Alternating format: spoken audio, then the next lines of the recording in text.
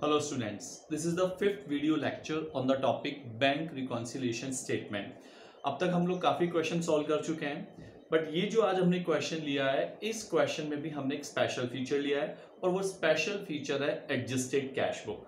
तो सबसे पहले तो मैं आपको बता दूं कि एडजस्टेड कैश बुक क्या चीज़ होती है। एक्चुअली बीआरएस बनाने से पहले, मतलब बैंक रिकॉन्सिलिएशन स्टेटमेंट बनाने से पहले कई बार क्वेश्चन में कहा जाता है कि एडजस्टेड कैश बुक तैयार कीजिए। और एडजस्टेड कैश बुक का बेसिकली मतलब है जो मिस्टेक बिजनेसमैन से हुई है या बिजनेस के पार्ट पे है, पहले उन्हें हमें कैश बुक में ही ठीक कर लेना है। दोबारा सुन लीजिए, जो मिस्टेक बिजनेसमैन से हुई है यानी कि जो बिजनेस के पार्ट पे मिस्टेक है, उन मिस्टेक्स को हमें कैश बुक के अंदर ठीक कर लेना चाहिए। और जो बाकी की बची हुई मिस्टेक्स हैं जिनके कारण से कैश बुक और पासबुक का बैलेंस फर्क आ रहा है या डिफरेंस आ रहा है, उनसे हमें तैयार करना चाहिए बीआरएस। तो I hope it is clear कि पहले हमें क्या तैयार करनी पड़ती है, एडजस्टेड कैश बुक। एक करेक्टेड बैलेंस निकालना होता है और एडजस्टेड कैश बुक निकालते समय हम उन मिस्टेक्स को रेक्टिफाई करते हैं जो बिजनेस के पार्ट पे हुई है, और जो बाकी की कॉजेज ऑफ डिफरेंस है, जो बाकी की मिस्टेक्स हैं, उनको हम बीआरएस के अंदर डालते हैं, यानी कि बैंक रिकॉन्सिलिएशन स्टेटमेंट के अंदर डालते हैं। तो एक क्वेश्चन हम लोग देखते हैं यहाँ पे। इस क्वेश्चन के अंदर हमें कैश बुक का क्रेडिट बैलेंस दिया हुआ है, और जैसा कि आप जानते हैं अगर हमें कैश बुक का क्रेडिट बैलेंस दिया हुआ होता है तो वो माइनस को इंडिकेट करता है, यानी कि वो ओवरड्राफ्ट को इंडिकेट करता है। फिर हमें कुछ 6 कॉजेज ऑफ डिफरेंस दे रखे हैं। ये वो अंतर के कारण है जिनसे कैश बुक और पासबुक का बैलेंस मैच नहीं कर रहा था।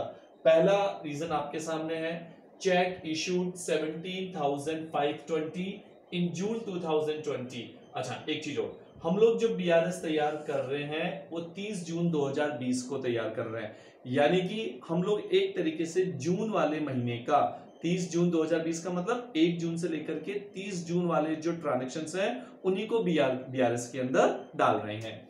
तो सबसे पहले हमें दिया हुआ है कि हमने एक 17,520 का चेक इश्यू करा था और कैश बुक में गलती से उसकी एंट्री हो गई 17,250। चेक का अमाउंट था 17,520, बट गलती से कैश बुक में एंट्री हो गई 17,250 and these cheques were not presented into the bank till July 2020, और ये चेक अभी तक बैंक में प्रेजेंट नहीं हुए हैं। तो हम एक काम करते हैं, साथ के साथ हम लोग एडजस्टेड कैश बुक भी, क्योंकि पहले हमें एडजस्टेड कैश बुक तैयार करनी है और फिर बीआरएस तैयार करना है, तो पहले हम एडजस्टेड कैश बुक तैयार करते हैं।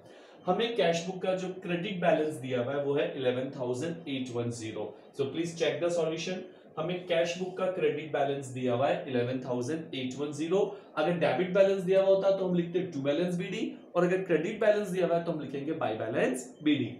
अब आप इसमें देखिए 17,520 के चेक इशू करे, बट गलती से हमने 17,250 के लिख दिए, यानी कि हमने कैश बुक में एक मिस्टेक करी कि 270 रुपए का अमाउंट हमने कम लिखा, यानी कि जो सप्लायर को हमने चेक दिए उसमें 270 रुपीज का अमाउंट हमने कम लिखा। तो ठीक है, अगर हमने कम लिखा है, ये बिजनेस के पार्ट पे गलती है, तो हम इसको अभी ठीक कर लेते हैं, इसको बीआरएस में ले जाने की जरूरत नहीं पड़ेगी।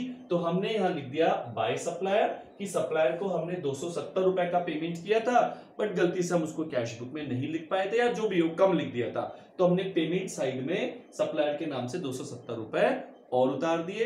तो अब ये गलती कैश बुक में यहीं की यहीं पे ठीक हो गई है। हालांकि इसमें यह भी लिखा हुआ है these cheques were not presented in the bank till July 2020, और ये चेक आगे लिखा हुआ है कि हमने तो सप्लायर को दे दिए बट सप्लायर ने अभी तक इनको प्रेजेंट नहीं किया। इसको हम बीआरएस में देखेंगे।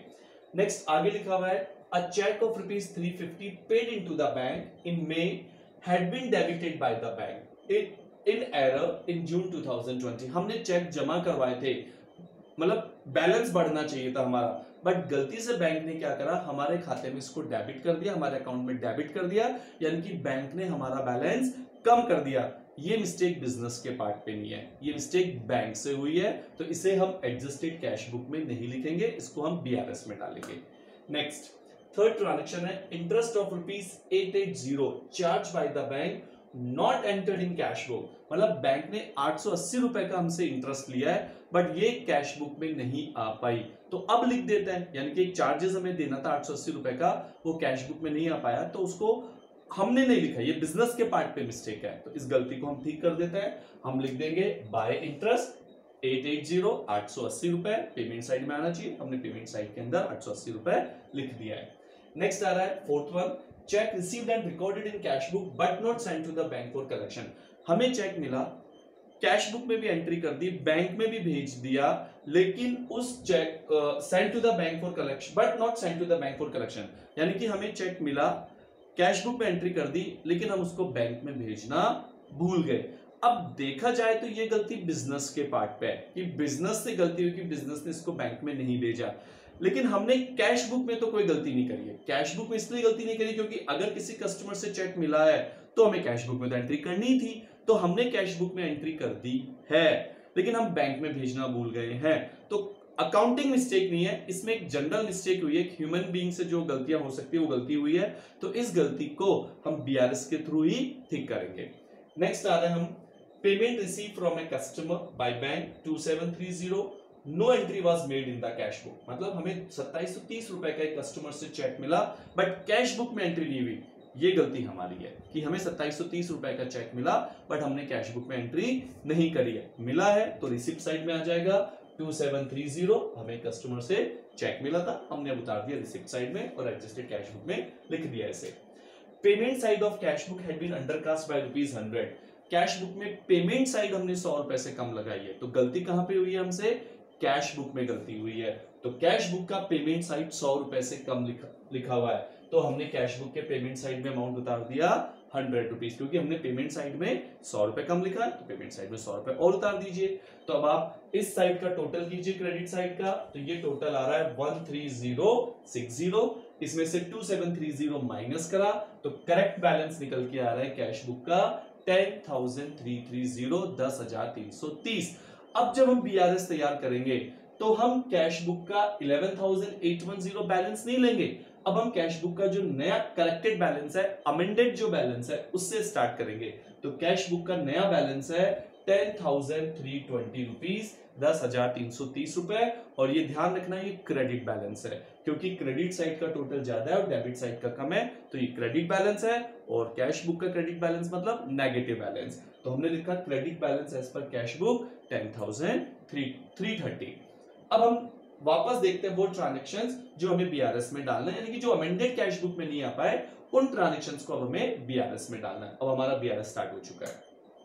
फर्स्ट ट्रांजैक्शन, हमने 17,520 के चेक इश्यू करे थे, बट गलती से कैश बुक में 17,250 हो गया था, तो जो 270 रुपए की मिस्टेक थी उसको तो हम रेक्टिफाई कर चुके हैं।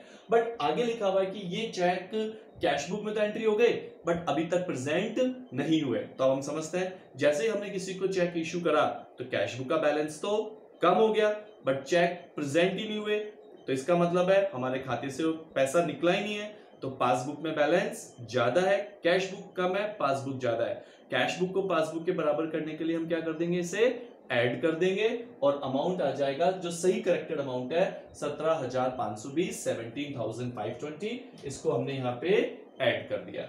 नेक्स्ट ट्रांजैक्शन हमारे पास आ रहा है, एक चेक था 350 रुपए का, हमने बैंक में जमा कराया, had been debited by the bank. ये बैंक की मिस्टेक थी कि बैंक ने क्या करा, मई में तो पहली बात उसको जमा करा नहीं, और वो भी कब करा, जून में करा, और जून में भी जमा नहीं करा, बैंक ने जून में डेबिट कर दिया। डेबिट करने का मतलब बैंक ने हमारे खाते में से कम कर दिए, और 350 की जगह और क्रेडिट करने की जगह डेबिट कर दिया। तो देखो समझिए, बैंक को बैलेंस बढ़ाना था, क्रेडिट करना था, बट बैंक ने क्रेडिट करा नहीं, उसको डेबिट कर दिया, क्रेडिट की जगह डेबिट कर दिया। तो पासबुक तो है कम, कैश बुक है ज्यादा, तो हम क्या करेंगे, लेस करेंगे। तो हम लेस करेंगे 700 रुपीज से। अब 700 क्यों, ये मैंने पहले के लेक्चर में भी बताया है कि जब भी कोई क्रेडिट की जगह डेबिट हो जाता है या डेबिट की जगह क्रेडिट हो जाता है तो जो एंट्री होती है वो डबल अमाउंट से होती है। तो 350 की जगह हमने लिखा है 700, 350 का जस्ट डबल, ये हमने लेस कर दिया है। नेक्स्ट हमारे पास आ रहा है, cheque received and recorded in cash book but not sent to the bank for collection.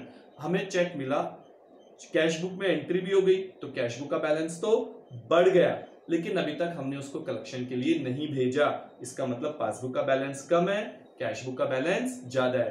Cash book को पासबुक के बराबर लाने के लिए माइनस करेंगे, तो ये 1240 हमने यहाँ पे क्या कर दिया, माइनस कर दिया।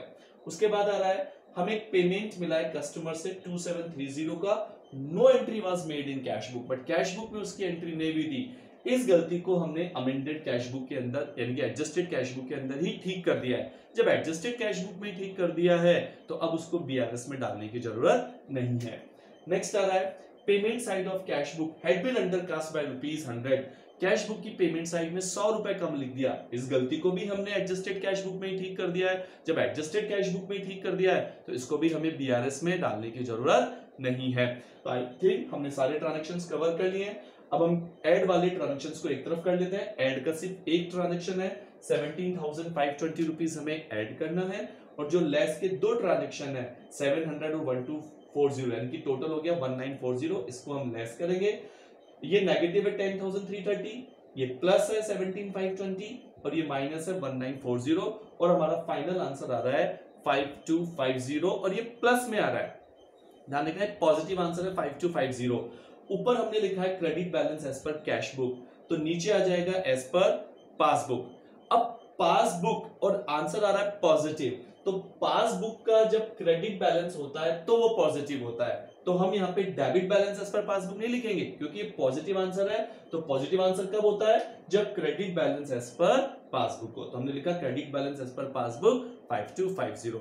तो स्टूडेंट्स देखा आपने, इस क्वेश्चन में हमने एक नई चीज सीखी। पहले हमने तैयार करी एडजस्टेड कैश बुक, और एडजस्टेड कैश बुक बनाने के बाद फिर हमने तैयार करा बीआरएस। पर एक चीज आप हमेशा ध्यान रखना, जो ट्रांजैक्शंस एडजस्टेड कैश बुक में आ गए हैं अब वो बीआरएस में नहीं आएंगे। जो बाकी बचे हुए आइटम्स हैं या बाकी बचे हुए जो कॉजेज ऑफ डिफरेंस है उन्हीं को हमें बीआरएस में डालना पड़ेगा। आई होप ये जो टॉपिक आज हमने एक्सप्लेन करा आपको समझ में आ गया होगा। Thank you very much.